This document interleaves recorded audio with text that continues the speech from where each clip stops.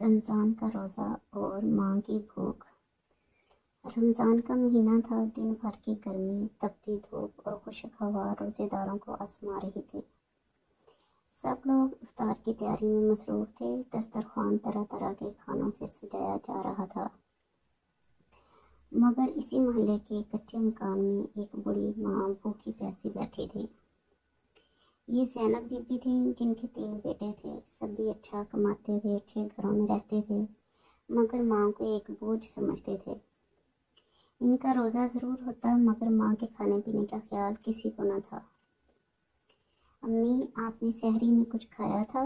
छोटे पोते ने मासूमियत से पूछा। नहीं बेटा, कुछ था ही नहीं, बस पानी ही पी लिया था, ज़ैनब बीबी ने कमज़ोर आवाज़ में जवाब दिया। बड़े बेटे की बीवी ने सुन लिया और चिढ़कर बोली, अम्मा, आपको रोज़ कुछ न कुछ चाहिए होता है, हमने कोई होटल नहीं खोला। माँ खुश हो गई, लेकिन आंखें नम थी। इफ्तार का वक्त करीब आया तो खुशबुओं ने पूरे घर को महका दिया।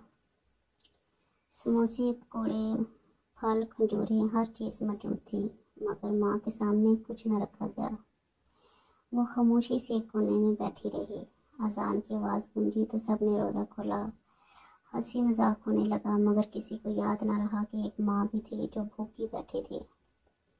जब सब खाना खाने से फारग हो गए तो ज़ैनब बीबी ने हिम्मत करके कहा, बेटा, मुझे भी कुछ खाने को दे दो, मैंने रोज़ा रखा था। बहू ने नफरत से प्लेट में बचे कुचे ठंडे सालन के चंद चम्मच डालकर थमा दिए। ज़ैनब बीबी की आंखों में आंसू आ गए।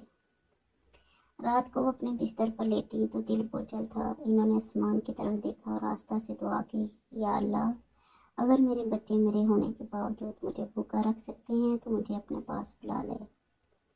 चंद दिन बाद ईद का चांद नजर आया, मगर ज़ैनब बीबी की दुनिया अंधेरी हो चुकी थी।